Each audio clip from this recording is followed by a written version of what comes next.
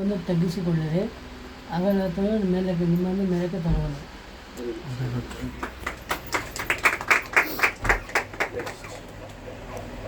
ಹೋಗ್ರಿ ಯಾರಾದರೂ ಜಲ್ದಿ.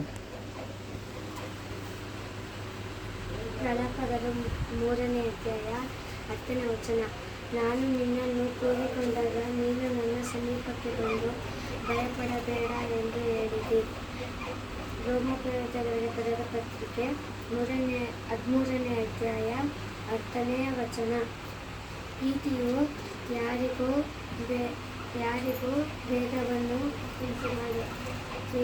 ಉಂಟು ಮಾಡುವುದಿಲ್ಲ. ಆದ ಕಾರಣ ಪ್ರೀತಿಯು ಧರ್ಮಶಾಸ್ತ್ರದ ನಿಮಿತ್ತ ನೆರವೇರುತ್ತದೆ. ಮಾತಿನ ಅರ್ಥವೇನೆಂದರೆ, ಪ್ರೀತಿಯು ನಮ್ಮಲ್ಲಿ ಇದ್ದರೆ ಎಲ್ಲ ಗುಣಗಳು ನಮ್ಮಲ್ಲಿ ಇರುತ್ತವೆ.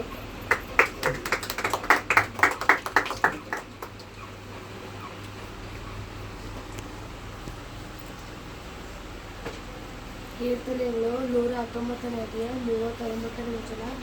ನಿನ್ನ ಅವಮಾನಗಳು ತೊಲಗಿಸು, ಅದಕ್ಕೋಸ್ಕರ ಅಂಜುತ್ತದೆ.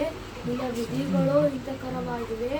ಅದರ ಅರ್ಥವೇನೆಂದರೆ, ದೇವರು ಯಾರ ಮುಂದೆ ಅವಮಾನವನ್ನು ಪಡಿಸುವುದಿಲ್ಲ. ದೇವರಿಗೋಸ್ಕರ ನಾವು ಜೀವಿಸೋಣ.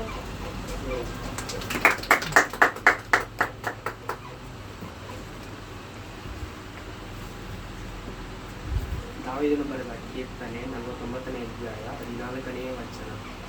ಅವರು ಕುರಿಗಳಂತೆ ಪಾತಾಳದಲ್ಲಿ ದಟ್ಟವಾಗಿ ಸೇರಿಸಲ್ಪಡುವರು.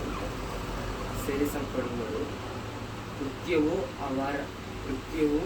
ಅವರಿಗೆ ಪಾಲಕನು. ಅವರಿಗೆ ನಿವಾಸವಿಲ್ಲದ ಹಾಗೆ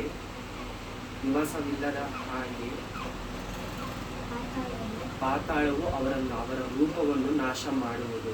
ಈ ಮಾತಿನ ಅರ್ಥವೇನೆಂದರೆ, 100 ಕುರಿಗಳಲ್ಲಿ ಒಂದು ಕುರಿ ಒಂದು ದಾರಿ ತಪ್ಪಿದ್ದರೆ ಹೇಗೆ ಒಬ್ಬ ದುಃಖ ಪಡುತ್ತಾನೋ, ಯಾವ ಕಡೆಯಿಂದ ಹುಡುಕುತ್ತಾನೋ, ದೇವರು ಅಂತ